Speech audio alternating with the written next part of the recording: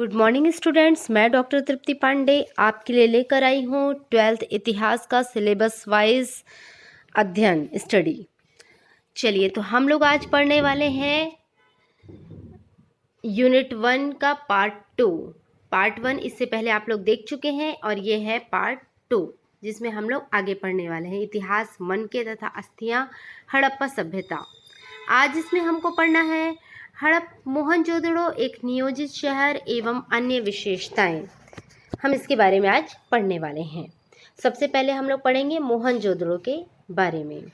मोहनजोदड़ो जो कि आपको मैप में दिखाई दे रहा है, कहाँ है। मैंने आपको इससे पहले वीडियो में बताया था कि हड़प्पा की खोज सबसे पहले हुई थी 1921 में। उसके बाद 1922 में राखलदास बनर्जी ने मोहनजोदड़ो की खोज की थी। हम देखते हैं सबसे पहले मोहनजोदड़ो एक नियोजित शहर में हड़प्पा सभ्यता का सबसे अनूठा शहर था ये। इसकी बस्तियां दो पार्ट में डिवाइड थी। एक निचला शहर जो काफ़ी बड़ा था, एक ऊंचा शहर जो कि छोटा था। दो बस्तियां थी।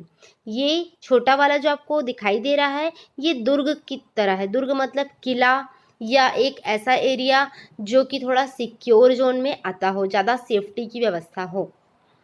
इस तरीके से दो पार्ट में मोहनजोदड़ो का शहर बटा हुआ था। अब हम लोग देखते हैं मोहनजोदड़ो के शहर में एक दुर्ग का हिस्सा और एक निचला शहर का हिस्सा। हम लोगों ने देखा दुर्ग की ऊंचाई का कारण यह था कि यहाँ की संरचनाएं कच्ची ईंटों के चबूतरे पर बनी थी, यानी नीचे कच्ची ईंटें बिछी थी, उसके ऊपर शहर बसा था और साथ में पूरे के पूरे उसको एरिया को दीवार से घेर दिया गया था। इसलिए हम लोगों ने कहा कि ये दुर्ग है। ठीक है, यानी कि बड़ी मात्रा में श्रमिकों ने यहाँ पर कार्य किया होगा और बहुत ज़्यादा श्रम की यहाँ पर आवश्यकता पड़ी होगी। ठीक, और इसका मतलब है कि यहाँ बड़ी मात्रा में ईंटें भी निर्माण की जाती होंगी, क्योंकि ईंट ही तो पूरे बेस में लगाई गई है ना। मैंने कहा अभी कि ईंट का चबूतरा बनाया, उसके ऊपर नगर बनाए हैं। इसका मतलब है कि हमको बड़ी मात्रा में ईंट शामिल थी यहाँ पर। ईंट हमको दो प्रकार की मिलती हैं। एक मिलती है हमको कच्ची ईंटें जो धूप में सुखाते हैं, और एक हमको मिलती है जो कि भट्टी में पकाई जाती हैं, पक्की ईंटें। दो प्रकार की ईंटें यहाँ पर उपयोग हो रही हैं। ठीक, तो ये तो हो गया हमारा दुर्ग के विषय में चर्चा। अगला बिंदु है हमारा कि नालों का निर्माण। हड़प्पा शहरों में सबसे महत्वपूर्ण विशेषता थी कि नियोजित जल निकास की प्रणाली, जो कि हम लोग देखेंगे कि मोहनजोदड़ो में भी मिली है, हड़प्पा में भी मिली है। मोहनजोदड़ो में हमको मिलती है काफ़ी व्यवस्थित हमको प्राप्त होती है। हड़प्पा सभ्यता की जो नालों की प्रणाली थी ये ग्रिड प्रणाली पर थी। सड़कों के किनारे नालियाँ थी और प्रत्येक घर के गंदे पानी को नालियों से जोड़ा जाता था और घर के किनारे से नालियाँ जो है आगे बढ़ती थी सड़क के किनारे। ये एक बहुत ही खास चीज़ थी। ये देखिए, ये नाली का प्रवेश द्वार है, यानी इतनी बड़ा हिस्सा जो था वो नालियों का हुआ करता था। ये आपको एक फ़ोटो दिख रही होगी, ये ग्रिड पैटर्न पे है कि किस तरीके से समकोण में सड़कें काटती थी एक दूसरे को और सड़कों के किनारे ही नालियाँ बनी होती थी। नालियों की साफ करने की भी प्रॉपर व्यवस्था की जाती थी। अगला बिंदु आता है हमारा गृह स्थापत्य, मतलब घर बनाने का तरीका। मोहनजोदड़ो में हम लोग देखते हैं कि जो निचला शहर था वहाँ रहने वाले लोगों के बहुत सारे आवासीय घर के उदाहरण हमको देखने को मिलते हैं। घर का आपकी बुक में ये घर का मैप दिया हुआ है, जो कि ऊपर से एक बनाया गया मैप है, स्केच है। इस घर में हम लोग देख रहे हैं कि आंगन है, ज़्यादातर घरों में खाना पकाने का स्थान है और एक ऐसा स्थान है जो कमरे वगैरह हैं नीचे के, और घर डबल स्टोरी में मिल रहे हैं, मतलब 1 मंजिल 2 मंजिल। तो नीचे के घरों में दीवार में खिड़कियां नहीं हैं, मतलब सड़क की तरफ खिड़कियां नहीं हैं। साथ में मुख्य द्वार जो है, मुख्य द्वार से आंतरिक भाग नहीं दिखता। ठीक है, हर घर का जो है, घर के ज़मीन में ईंटे का फर्श है। हर घर में एक स्नानागार है। ठीक, और ऊपर एक तले से दूसरे तले जाने के लिए सीढ़ियाँ बनाई गई हैं और साथ में हर घर में कुआं है और लगभग मोहनजोदड़ो में हम लोगों ने देखा है, खुदाई में हमें प्राप्त हुई है लगभग 700 कुएं हमको प्राप्त होते हैं। ये देखिए, ये एक फ़ोटो दिख रही है जिसमें आपको मोहनजोदड़ो के ही प्राप्त एक अवशेषों की है। इसमें देखो आपको सीढ़ियाँ दिख रही हैं, प्रथम तल से दूसरे तल जाने के लिए। नीचे आपको कुआं दिखाई दे रहा है। ठीक, ये खुदाई से प्राप्त अवशेष हैं। साथ में हम देख रहे हैं कुएं हमको इस तरीके से ईंटे से बने हुए उस एरिया में और भी खुदाई क्षेत्र में प्राप्त हुए हैं। लगभग 700 कुएं मिले हैं। क्योंकि इसके पश्चात हम आगे देखते हैं कि दुर्ग की विशेष संरचनाओं में हम देखते हैं कि हमें मिल रहे हैं सबसे खास स्नानागार। ठीक है, स्नानागार मिल रहे हैं और स्नानागार की बड़ी खास बात है कि ये एक आयताकार जलाशय है, चारों ओर से गलियारे से घिरे हुए हैं, उत्तरी और दक्षिणी भाग में सीढ़ियां बनी हुई हैं। इसमें नीचे ईंटें हैं, ईंट के ऊपर जिप्सम के गारे का प्रयोग किया गया है और इसके साथ इसके बगल में 8 स्नान घर बनाए गए हैं। ऐसा लगता है इस पूरी व्यवस्था को देखकर कि ये किसी धार्मिक कार्यक्रम के लिए प्रयोग किया जाता होगा। ये मोहनजोदड़ो के दुर्ग वाले हिस्से की फ़ोटो है। ये उस हिस्से की फ़ोटो है जहाँ की जिसको हम दुर्ग मान रहे हैं या ऐसा एरिया मान रहे हैं जहाँ की महत्वपूर्ण लोग रहा करते होंगे। इस एरिया में ही ये दिख रहा है आपको, जहाँ एरो का निशान बना है, ये है नाली का क्षेत्र। ये नाली आपको बहुत आश्चर्य होगा जान के कि आज भी अगर बारिश का पानी जो होता है वो इन्हीं नालियों से निकलता है। ये नालियाँ उस समय ढक कर रखी जाती थी और इनकी निकासी बहुत ही अच्छे तरीके से होती है। हम लोग चर्चा कर रहे थे कुछ देर पहले ही कि स्नानागार की। ठीक है, तो स्नानागार का ये एक स्केच किया हुआ मैप है जो कि आपको पूरा का पूरा पिक्चर दिखाई दे रहा है कि किस तरीके से गलियारे थे, किस तरीके से बीच में स्नानागार था और चारों तरफ स्नान घर बने हुए थे। या माना जाता है कि ये किसी बहुत बड़े धार्मिक अनुष्ठान के लिए प्रयोग किया जाता रहा होगा। ये इसकी एक्चुअल फ़ोटो है जो खुदाई में प्राप्त है मोहनजोदड़ो की। अब हम लोग आगे बढ़ते हैं तो अगला जो हमारा इम्पोर्टेंट टॉपिक है वह है शवाधान। ये है हमारे सामाजिक भिन्नताओं का अवलोकन। हम ये कैसे जानेंगे कि हड़प्पा सभ्यता के लोगों में सामाजिक भिन्नता थी? तो हमें जो शवाधान प्राप्त होते हैं, कोई शवाधान बड़े कुछ सामानों के साथ प्राप्त होते हैं तो लगता है किसी बहुत अमीर व्यक्ति का होगा, कोई साधारण सा मिलता है तो लगता है कि किसी सामान्य व्यक्ति का होगा। तो ऐसा लगता है कि कोई प्रकार का सामाजिक भिन्नता रही होगी जिसमें हमको और ज़्यादा जानकारी नहीं है। मिस्र के पिरामिड लगभग हड़प्पा सभ्यता के समकालीन थे। हम लोग जानते हैं कि मिस्र के लोग अपने पिरामिडों में बड़ी कीमती चीज़ रखा करते थे, लेकिन ऐसा हड़प्पा सभ्यता के कब्रों में ऐसी चीज़ें प्राप्त हमें नहीं हुई हैं। साधारण से कुछ जो कब्रें हैं उसमें मृदभांड आभूषण मिले हैं। एक 1980 में एक जो खोज हुई थी उसमें एक पुरुष की खोपड़ी के पास शंख के 3 छल्ले, जस्पर, ये सारी चीज़ें मिली हैं, पर ऐसा एक भी शव या कब्र नहीं मिली है जिसमें बहुत ज़्यादा बहुमूल्य वस्तुएं रही हों। पर कब्रों के जो अलग अलग तरीके हैं उससे ये ज़रूर पता चलता है कि इनमें सामाजिक भिन्नता रही होगी।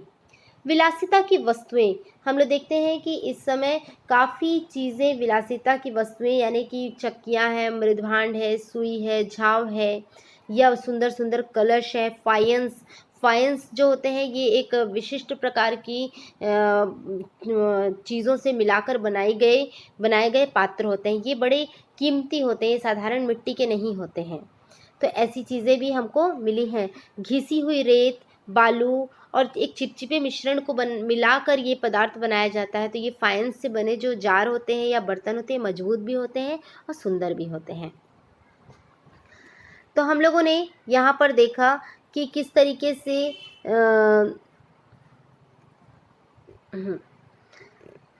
से फाइंस के द्वारा हमें वहाँ की कुछ चीज़ें, दुर्लभ चीज़ें जो हैं हमें प्राप्त हुई हैं, जो बची हुई हैं। शिल्प के क्षेत्र में हम देखते हैं तो शिल्प में अगर हम देखते हैं तो सर्वाधिक महत्वपूर्ण नाम आता है चहुंदड़ों का। चहुंदड़ो एक छोटी बस्ती है बहुत बड़ा एरिया नहीं है, सिर्फ 7 हेक्टेयर की है। मोहनजोदड़ो 125 हेक्टेयर का है। जबकि मनके बनाने के लिए, मनके मतलब मैं आपको यहाँ पर समझाती हूँ, ये छोटे छोटे मोती दिखाई दे रहे हैं आपको, ये है मनके, इनको हम मनके बोलते हैं। तो इसको मनके बनाए जाने के जो कारखाने थे ये हमको यहाँ से प्राप्त होते हैं। साथ ही शिल्प से जुड़े हुए जितने भी कार्य थे ये चहुंदड़ों में होते थे। मनके बनाने के लिए सुंदर सुंदर कार्लियन, जैस्पर, स्फटिक, क्वार्टर्स, सिलखड़ी, इन सब चीज़ों का प्रयोग होता था। हम लोग देखते हैं सिलखड़ी से काफ़ी मात्रा में हम लोग देखते हैं कि मनके छोटे छोटे मनके भी बनाए जा सकते थे। और कार्लियन जो कि हमारे चहुंदड़ों से प्राप्त है उसका भी काफ़ी प्रयोग यहाँ पर दिखता है। तो हम यहाँ पर देख रहे हैं कि कुछ महत्वपूर्ण क्षेत्रों की मैं बात करूँ तो चहुंदड़ों, लोथल, धौलावीरा, नागेश्वर और बालाकोट जो है हमें प्राप्त होते हैं, जो कि महत्वपूर्ण क्षेत्र थे। और सर्वाधिक महत्वपूर्ण है मोहनजोदड़ो और हड़प्पा।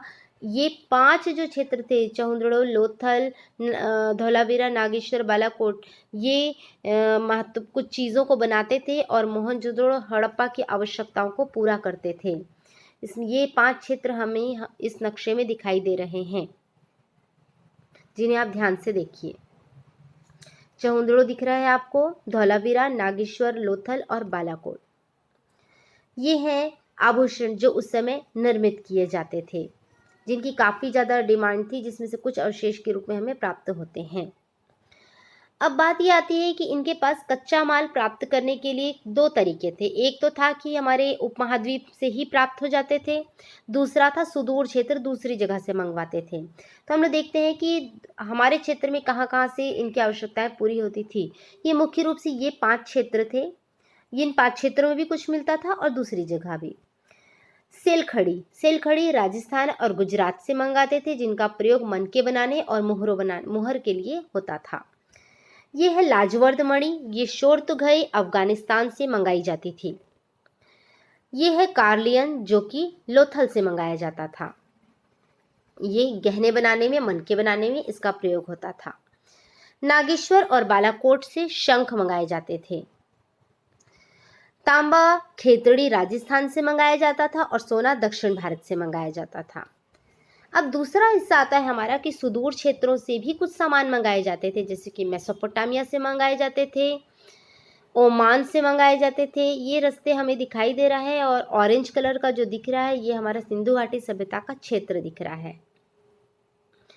तो हम लोग ये देख रहे हैं कि सिंधु घाटी के क्षेत्र के लोगों को मेलुहा कहते थे और मेसोपोटामिया के जो लोग थे ये यहाँ से भी हमारा व्यापार होता था। और दिलमुन जिसकी पहचान बहरीन से हुई है और मगान जिसकी पहचान ओमान से हुई है, इनसे हमारा, और मेलुहा जिसकी पहचान हमारी हड़प्पा सभ्यता के लोगों से हुई है, इनका आपस में व्यापार चलता था और महत्वपूर्ण सामान ये एक दूसरे से मंगाते थे। और इनकी जो है कार्लियन, लाजवर्द मणि, सोना, तांबा, विविध प्रकार की लकड़ियाँ मेलुहा लोगों से इन लोग मंगाते थे, मेसोपोटामिया, दिलमुन और मगान लोग। ठीक है। और एक और बात बहुत खास है कि मेसोपोटामिया के लेख में मेलुहा अर्थात हड़प्पा सभ्यता के लोगों को नाविकों का देश कहा गया है। तो ये हम लोग देख रहे हैं, पहले नंबर पे है मेसोपोटामिया, दूसरे नंबर पे है हमारा दिलमुन जिसको हम लोग बहरीन के नाम से पहचान रहे हैं, तीसरे नंबर पे है मगान जिसको हम ओमान के नाम से जान रहे हैं, चौथे नंबर पे मेलुहा जिसको हम हड़प्पा सभ्यता के लोगों के नाम से जान रहे हैं। अगला हमारा आता है कि मुहरे और मुद्रांकन। तो मुहरे मतलब हम क्या समझते हैं, हमें मुहरों से समझना पड़ेगा। मुहर मतलब सिक्के वाला नहीं है, इसका मतलब ये है कि व्यापारी अपने माल को बांधकर उस पर अपनी मुद्रा अंकित करते थे, जिससे कि माल किसे भेजा जा रहा है वो हम जानें। तो मुहर मतलब एक तरीके से उस पर एक अपनी छाप लगा देना। साथ ही मुहरें जो हमको बहुत बड़ी मात्रा में मिलती हैं, किसी न किसी व्यापारिक संस्था या श्रेणी से भी संबंधित रही होंगी। लिपि, ये हड़प्पा सभ्यता की लिपि के कुछ चिन्ह हैं और इस लिपि के विषय में अगर हम लोग देखते हैं तो हमें ये समझ में आता है कि यह लिपि दाईं से बाईं ओर लिखी जाती थी। लगभग इसमें 375 से 400 तक के चिन्ह हैं। बांट भी हमें मिलते हैं इस सभ्यता के, चर्ट मिलता है, चर्ट पत्थर के हैं और ये दशमलव प्रणाली का अनुसरण करते हैं। हड़प्पा सभ्यता में माना जाता है कि प्राचीन सत्ता के और संकेत मिलता है कि ये जो मूर्ति हमें दिख रही है, ऐसा लगता है शायद ही किसी राजा की रही होगी। और साथ ही मोहनजोदड़ो में जो विशाल भवन मिलता है वो हमें लगता है कि शायद राजप्रसाद रहा होगा। अब ये बड़ा आश्चर्य होता है मुझे भी सोचकर कि इतनी अच्छी सभ्यता, इतनी वेल मैनेज्ड सभ्यता का अंत कैसे हो गया। हम लोग देखते हैं कि इसके साक्ष्य लगभग हमको 1800 ईसा पूर्व तक चेलिस्तान के क्षेत्र में मिलते थे और 1900 ईसा पूर्व के बाद भी यहाँ पर ये अस्तित्व में कुछ क्षेत्र में पाए गए हैं। मतलब ये है कि धीरे धीरे करके इसकी बड़ी बड़ी जो संरचनाएं बनती थी ना वो बंद हो गई और काफ़ी समय तक ये बड़े रूप में समाप्त होने के बाद भी उत्तर हड़प्पा सभ्यता के रूप में, छोटे रूप में बनी रही। इसके पतन के कुछ कारण भी माने गए हैं, जलवायु परिवर्तन हो जाना, वनों की कटाई या अन्य नदियों का मार्ग बदल लेना, कई कारण इसमें से कहे गए हैं शायद जिनसे ये सभ्यता समाप्त हो गई। और नदियों का मार्ग परिवर्तित हो जाना, बाढ़ आ जाने को काफ़ी लोगों ने इस मत को स्वीकार किया है क्योंकि मोहनजोदड़ो 7 बार जो है बाढ़ में डूबा था और 7 बार पुनः व्यवस्थित हो गया। लेकिन इसके विरोधी कहते हैं, इस बात को ना मानने वाले, कि 7वीं बार क्यों नहीं बसा, जब 8वीं बार क्यों नहीं बसा, जब 7 बार बस सकता था। तो कुछ लोगों ने कहा है कि आर्यों का आक्रमण हुआ, कुछ ने कहा कि भूकंप आया है, कुछ लोगों का कहना है कि सामाजिक ढांचे में बिखराव आया। बहुत से कारण हैं, किसी एक कारण से सभ्यता का विनाश नहीं हुआ होगा। अंत में हम ये भी देख लेते हैं कि इस सभ्यता की खोज कैसे हुई। इस पे हम पहले भी वीडियो पे चर्चा कर चुके हैं, इसलिए ज़्यादा डीप में नहीं जाऊंगी मैं। चार्ल्स मेसन ने सबसे पहले इसका उल्लेख 1826 में किया था। अलेक्जेंडर बर्न्स ने यहाँ की यात्रा की थी। हमारे पहले पुरातत्व डायरेक्टर जनरल कनिंघम ने यहाँ पर इसके बारे में जानकारी इन्हें प्राप्त हुई थी। एक अंग्रेज व्यक्ति ने इन्हें एक मुहर दी थी जिससे इसकी जानकारी हुई थी, परंतु इन्होंने उसको खास मतलब एक बड़ी सभ्यता नहीं महसूस किया, इसलिए कुछ काम नहीं हुआ। इसके बाद जॉन ब्रंटन ने यहाँ की ईंटों का प्रयोग पटरी बिछाने के लिए किया था। इसके बाद फ्लीट महोदय ने एशियाटिक सोसाइटी में इस पर अपना प्रतिवेदन दिया था, परंतु एक्चुअल में कार्य जॉन मार्शल ने किया। जॉन मार्शल यहाँ पुरातत्व सर्वेक्षण के महानिदेशक थे। उनके नेतृत्व में दयाराम साहनी ने 1921 में हड़प्पा की खोज की। 1922 में राखलदास बनर्जी ने मोहनजोदड़ो की खोज की। ये पहले है जॉन मार्शल, फिर आर डी बनर्जी की फोटो है, इसमें दयाराम साहनी है जो इन्होंने हड़प्पा की खोज की। कनिंघम एक बहुत ही बड़ी सभ्यता के खोजकर्ता होने का श्रेय पाते पाते रह गए और कनिंघम को यदि भ्रम ना होता तो ये सभ्यता 100 साल पहले ही ढूंढ ली जाती, जबकि एक अंग्रेज ने कनिंघम को एक हड़प्पाई मुहर दी थी। परंतु उनका मानना था कि नहीं, सभ्यता जो है वह कहाँ से प्राप्त हुई थी, गंगा घाटी से ही, यानी कि वैदिक काल से ही इन्होंने माना कि भारतीय सभ्यता चालू हुई थी। तो यहाँ पर हम लोग देख रहे हैं कि हड़प्पा सभ्यता की खोज जॉन मार्शल जी के नेतृत्व में और दयाराम साहनी और राखलदास बनर्जी के योगदान से हो पाई। अब यहाँ पर प्रश्न था कि इन्होंने तो पूरे के पूरे एरिया में खुदाई करके सभ्यता की खोज कर दी, परंतु धीरे धीरे माना गया कि ये तरीका गलत है। अब इसका हल जो है 1944 में I.M. व्हीलर ने दिया। व्हीलर ने कहा कि नहीं, सीधा सीधा खुदाई करने के बजाय हम एक टीले को चुनें और टीले को चुनकर उसकी पूरी खुदाई करें और उसे सेना के नियमों के अनुसार, जो पूर्व ब्रिगेडियर के रूप में उन्होंने पुरातत्व पद्धति में एक सैनिक परिशुद्धता का भी समावेश किया। ये हमारे लिए बहुत ज़्यादा फायदेमंद रहा और धीरे धीरे करके आगे नई बस्तियों की खोज हुई, जिसमें कि कालीबंगा, लोथल, राखीगढ़ी, धौलावीरा की भी इन्हीं माध्यमों से खोज हुई। खोज तो होते चली गई, सामान भी हमें मिल गया, अवशेष भी हमें प्राप्त हो गए, पर उन अवशेषों के साथ हमारे पास कुछ समस्याएं आके खड़ी हो गई। समस्याएं थी एक तो कि खोजों का वर्गीकरण। अब खोजों का वर्गीकरण मतलब ये है कि एक तो हम ये जानते हैं कि ज़्यादातर सामान जो जैविक होते हैं वो नष्ट हो चुके रहते हैं, बचते सिर्फ वही सामान है जो धातु के होते हैं, पत्थर के होते हैं, अस्थि पंजर होते हैं। ठीक है, वही चीज़ें बचती हैं, और वो भी वो चीज़ें बचती हैं जिनका कि रिसाइकल या पुनः उपयोग नहीं हो पाता है। तो ऐसी चीज़ों, एक तो हमारे पास बहुत कम सामग्री होती है, तो ये भी एक हमारे लिए समस्या है। दूसरी समस्या आती है व्याख्या की समस्या। अब जो चीज़ें मिल भी गई हैं, उन चीज़ों से हम उनकी व्याख्या कैसे करें, उनको हम क्या माने। जैसे कि अगर कहीं पर पालती मार कर योगी की मूर्ति है, तो किसी ने कहा कि वो शिव है, कोई कहता है कि नहीं नहीं वो शिव नहीं है। मुहूर्तों पर पेड़ पौधे के चित्र मिलते हैं, तो हम उनको मान सकते हैं कि शायद प्रकृति पूजा करते हैं। देवियों की मूर्ति या महिलाओं की मूर्ति मिली है, तो कुछ लोग मान सकते हैं कि मतलब मातृ देवी की वो है, मूर्ति है। परंतु कोई हमारे पास एथेंटिक चीज़ें नहीं है कि हम इसको एग्जैक्ट वही मान सकें। ये सारी चीज़ें सिर्फ हमारा एक विचार होती हैं। तो ये एक हमारे साथ काफ़ी बड़ी समस्या, यहाँ पर ये दो समस्याएं आती हैं। तो स्टूडेंट्स, इस तरीके से हमारा पहला पार्ट ख़त्म हो गया। वीडियो थोड़ा लंबा बन गया, पर आज मुझे समाप्त करना ही था, इसलिए हुआ। मन लगा कर इसे देखिएगा, धीरे धीरे चीज़ें समझ में आएंगी। तो अगर आपको अच्छा लगता है तो और भी आगे वीडियो आप लोगों के लिए मैं बनाने वाली हूँ। ठीक है, आज का हमारा वीडियो हम लोग यहीं ख़त्म करते हैं। ठीक, थैंक्स फॉर वॉचिंग। ओके।